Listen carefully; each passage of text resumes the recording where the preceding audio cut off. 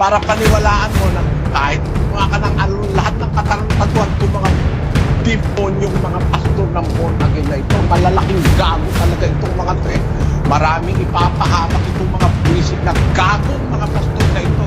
Ang tinuturo sa tao, kahit gumawa ka ng masama, ligtas ka pa rin. Dahil katawan mo lang naman ang mawawasak at yung spirito mo, ililigtas pa rin. Gago! Napakagagagong pastor kung sino man yung nakausap mo. Kayo nakikipag-usap kasi kayo sa mga gagong pastor. Nakikipag-usap naman ako sa inyo. Ba't hindi ako kausapin ninyo? Yung mga pastor ng demonyo, pinagkakakausap nitong mga kapatid. Niloloko yung mga tao ng mga gagong pastor na yan. Pero mo, bibigyan ka ng pag-asa. Walang naman. Ayaw mo kagawin pastor ng baptist. Kahit ka kung anong kasalanan gawin mo, ligtas ka pa rin. Oo raw. Kahit mangalip niya ka, kahit ang nanay mo, alip niya mo, oo raw. Gago talaga. Ano ang tuturong mabuti sa tao niya, mga demonyo na yan? Ha? Kahit ano pa ang gawin mo, ligtas ka. Kasi iwawasak lang naman yung laman mo. Ano ka ba? Hindi ba ibahagi mo yung laman mo? Yung pala, pag dinala ka sa impyerno, katawan at kaluluwa mo dadalhin sa impyerno. Ano nang maliligtas sa'yo? Yung kaluluwa mo, yun ang bahaging espiritu ng pagkatao mo eh. Katawan at kaluluwa dadalhin sa impyerno. Di buong nasa impyerno ka. Ano ang maliligtas? Ikaw?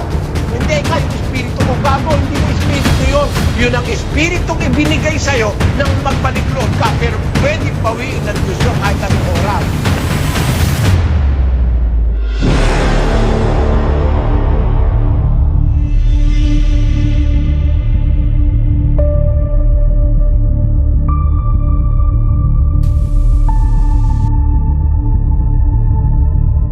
Katanungan ko po yung ganito. Tatanong ko sa inyo, My question is, Itatanong ko lang ho. I just want to ask. Tatanong ko lang po kung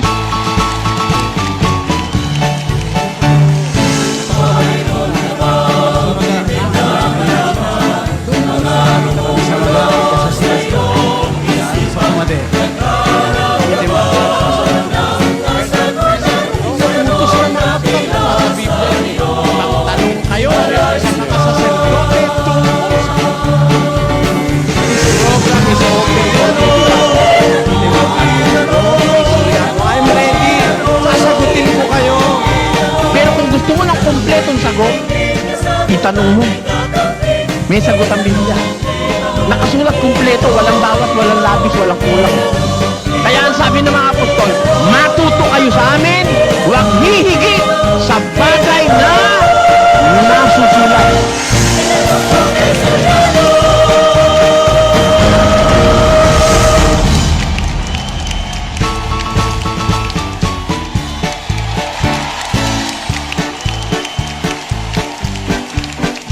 Basahin natin yung 5:5 ng unang Korinto.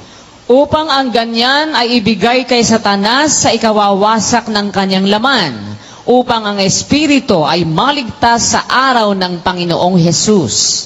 Kita mo, hindi lang marunong magbasa kasi. Ako babasa uli. Tingnan mo sa screen kapatid kung paano ko babasahin Tingnan mo sundan mo sa screen. Lagay nyo, malaking screen. Nandiyan ka sa harap, di pwedeng hindi mabasa yan.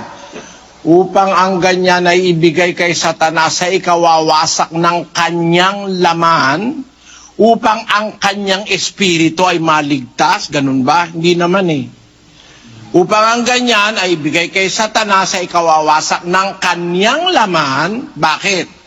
Yun bang masasama? Ano ba mangyayari sa laman nun? Basahin natin ang 10:28 ng Mateo.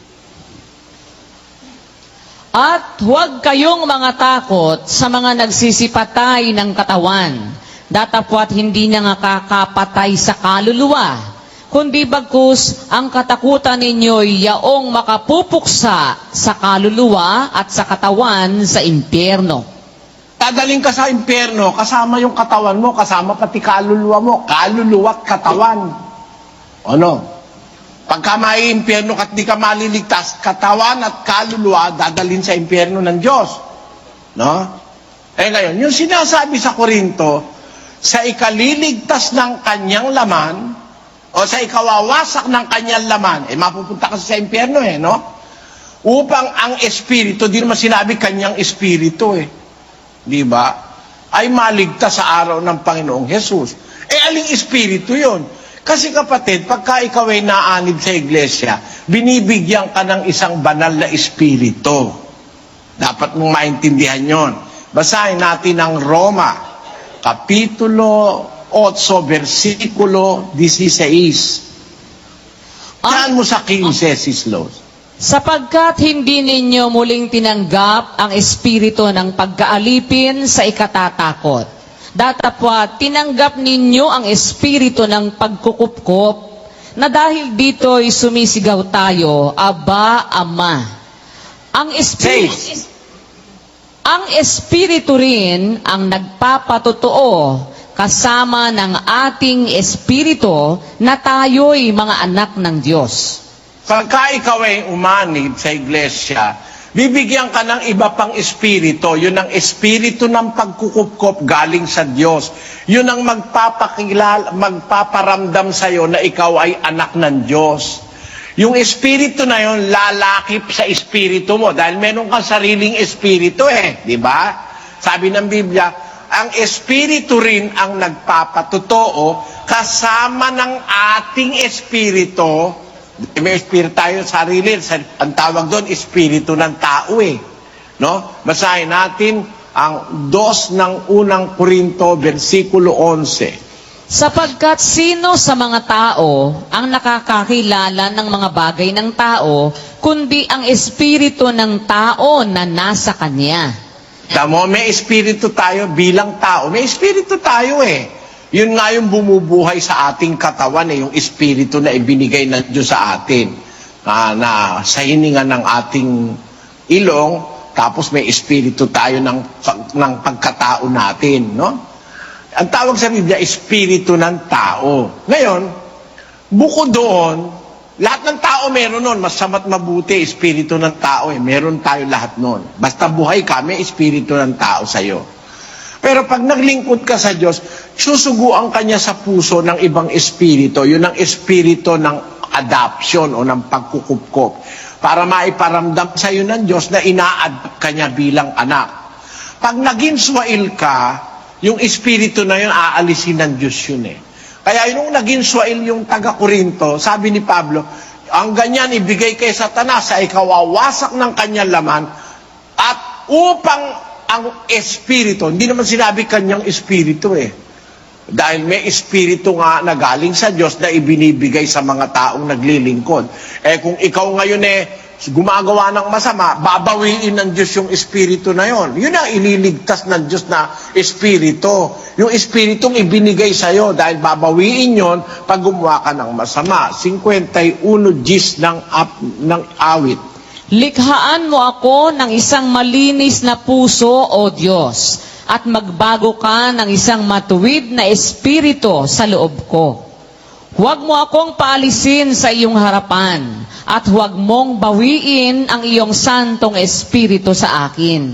Ayon, sabi ni David, nung magkasala siya kay Uriah, Diyos, huwag mong bawiin ang iyong santong espiritu sa akin. Kasi pwedeng alisin ng Diyos yun sa tao, binabawi yun ng Diyos Kagaya kay Judas, inalis yun. Binigay siya kay Satanas. Yung nasa Korinto, inalis din yun, binigay kay Satanas. Hindi espiritu niya yun. Para paniwalaan mo na kahit gumawa ka ng lahat ng katarantaduhan, itong mga deponyong mga pastor ng born again na ito, malalaking gago talaga itong mga ito Maraming ipapahamak itong mga buwisik na gagong mga pastor na ito. Ang tinuturo sa tao, kahit gumawa ka ng masama, ligtas ka pa rin dahil yung katawan mo lang naman ang mawawasak at yung espiritu mo, ililigtas pa rin. Gago! Napakagagagong pastor kung sino man yung nakausap mo. Kayo nakikipag-usap kasi kayo sa mga gagong pastor Nakikipag-usap naman ako sa inyo ba't hindi ako ang kausapin ninyo? Yung mga pastor ng demonyo, pinagkakakausap nitong mga kapatid. Niloloko yung mga tao ng mga gagong pastor na yan Pero mo, bibigyan ka ng pag-asa, gumawa ng gumawa. Kayong kagayang pastor ng Baptist. Kahit ka kung anong kasalanan gawin mo, ligtas ka pa rin. Oo raw. Kahit mangalun niya ka, kahit ang nanay mo, kalun niya mo, oo raw. Gago talaga. Ano ituturong mabuti sa tao niya mga demonyo na yan? Kahit ano pa ang gawin mo, ligtas ka. Kasi iwawasak lang naman kailaman mo. Ano ka ba? Hindi ba ibahagi mo yung laman mo? yung pala, pag dinala ka sa impyerno, katawan at kaluluwa mo dadalhin sa impyerno. Ano nang maliligtas sa'yo? Yung kaluluwa mo, yun ang bahaging espiritu ng pagkatao mo katawan at kaluluwa dadalhin sa impyerno, di buong-buong nasa impyerno ka. Ano ang maliligtas? Ikaw? Hindi, ikaw, yung espiritu ko gago, hindi mo espiritu yon. Yun ang espiritong ibinigay sa'yo nang magbalik loob ka, pero pwedeng bawiin ng Diyos yun kahit anong oras. Nakita mo, kapatid? Ililigaw niyang mga pastor na yan ang maraming tao, dadalhin sa maling pagkakilala. Gaya nun, yun mo, papaniwalain kang kahit ano gawin mong masama, iligtas ka pa rin dahil yung espiritu mo naman na ililigtas. Hindi naman espiritu mo yung sinasabi nun Yan ang dyan na maraming nagkakamali. Gaya nung sinabi ni Pablo. Ito, batayan din ito ng mga tarantadong pastor sa 7 ng Roma. Tingnan mo kung paano nila iligaw ang tao. Ang batayan nila, dahil dito ay pinaglilingkod ko ang aking pag-iisip sa Diyos. Ngunit basahin na natin si Luz, 7:25 na Roma. Nagpapasalamat ako sa Diyos sa pamamagitan ni Hesukristo na Panginoon natin. Kaya nga, tunay kong ipinaglilingkod ang aking pag-iisip sa kautusan ng Diyos. Datapwat ang laman ay sa kautusan ng kasalanan. Inumay kasi Pablo, yung laman niya, pinaglilingkod niya sa kautusan ng kasalanan. Wala naman nakalagay na aking laman Ang sabi niya, yung pag-iisip ko, pinaglilingkod ko sa kautusan ng Diyos. Datapwat ang laman ay sa kautusan ng kasalanan. Hindi naman niya sinabing laman niya Nakita mo ba, kapatid, yung punto ko? Pag hindi naman sinasabing kanyang laman, huwag mo idadagdag na kanya yung laman. Marami namang ibang laman. Yung laman ng mga mangangalo niya, pinaglilingkod nila sa kasalanan Yung laman ng mamapakiapid, pinaglilingkod nila sa kasalanan Pero hindi sinabi ni Pablo na yung kanyang laman ay pinaglilingkod niya sa kasalanan. Hindi. Yun ang pagkakamali. Kagaya nung sinabi rin sa unang Korinto na ang kanyang, sa ikawawasak ng kanyang laman, tatapot upang ang espiritu'y maligtas. Hindi sinabing kanyang espiritu. Ganon. Pag-usap ka sa mga tarantadong pastor ng born again mga gago talaga lahat yung mga pastor ng born again puro manluloko yan Kinakausap niyo pa kasi Hindi, ano lang po yun, parang disgrasya lang, nasa lubong lang, ganon. Gusto ko rin pong i-share. Kahit masalubong mo, hindi mo nga dapat batiin yung mga demonyo na yan Basahin natin ang ikalawang 1:19. Ang sinumang nagpapatuloy at hindi nananahan sa aral ni Kristo ay hindi kinaroroonan ng Diyos. Ang nananahan sa aral ay kinaroroonan ng Ama at gayon din ng Anak. Kung sa inyo'y dumating ang sinuman at hindi dala ang aral na ito, ay huwag ninyong tanggapin sa inyong bahay at huwag ninyo siyang batiin. Sapagkat ang bumabati sa kanya ay nararamay sa kanyang masasamang gawa. Ikipag-usap kasi kayo sa mga tarantado, kaya nagkakaduda tuloy kayo sa salita ng Diyos Huwag kayo makikipag-usap sa mga tarantado at mga bugok na pastor ng Baptist at ng mga born again. Puro gago yan, walang matino dyan. Tandaan nyo, mga kapatid. Yung sa Apocalypse 17:8 po, kapatid, bali, ang sabi po doon, mga taong di nakasulat sa aklat ng buhay ang pangalan, mula nang lalangin ang sanlibutan. So, hindi po ba parang predestiny? Parang gano'n. Kasi, Ano naging predestination yun? Di ba? Kailan ba yan? Hindi ba yan sa kawakasan mangyayari, O lahat ng hindi nakasulat ang buhay, mula nang itatagal sa libutan, ibig sabihin, mula kay Adan, hanggang kay Noe, lahat ng hindi nakasulat sa aklat ng buhay, hindi maliligtas. Anong predestination ang sinasabi mo ron? Tindihan mo ba, kapatid? Tayo natin, Sis Luz. At ang hayop na nakita mo ay naging siya at wala na, at malapit ng umahon sa kalaliman, at patungo sa kapahamakan. At silang mga nananahan sa lupa ay manggigilalas na ang kanilang pangalan ay hindi nakasulat sa aklat ng buhay mula nang itatag ang sanglibutan. Pagkakita nila sa hayop kung paano naging siya at wala na at darating. At silang nananahan sa lupa ay manggigilalas na ang kanilang pangalan ay hindi nakasulat sa aklat ng buhay mula nang itatagan sa libutan. Kasi merong long history ang humanity. Sa long history na ng humanity, may mga tao mula nung umpisa pa ng sanlibutan, hindi na naisulat ang pangalan sa aklat ng buhay. Bakit? Hindi kasi sumusunod sa utos ng Diyos hindi naglilingkod sa Diyos.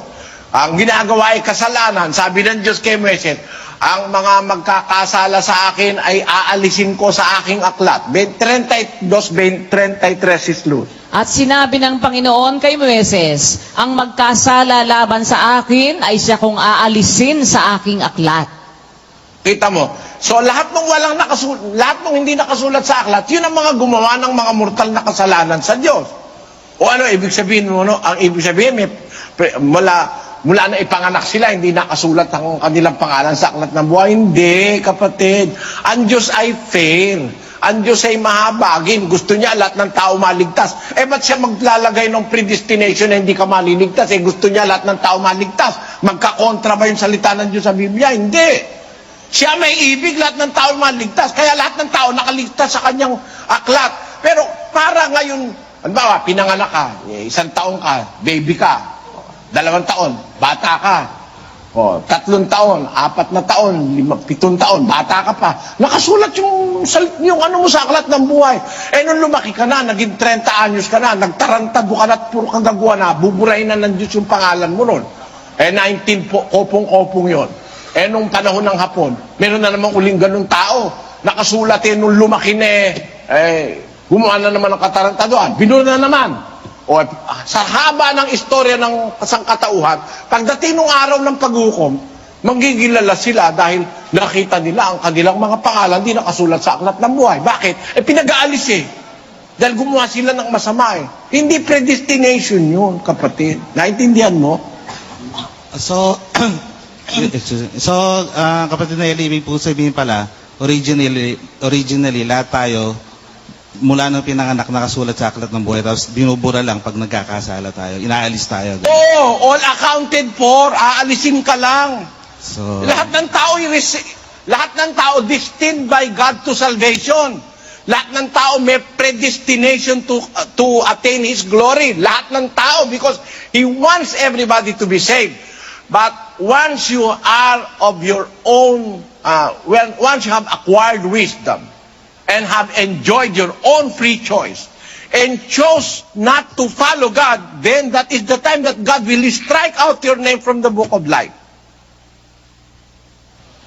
Yun ang sabi niya kay Moises. Ang magkasala laban sa akin, aalisin ko ang kanyang pangalan sa aking aklat. Di ito ka aalisin. God is a God of justice. We must remember that.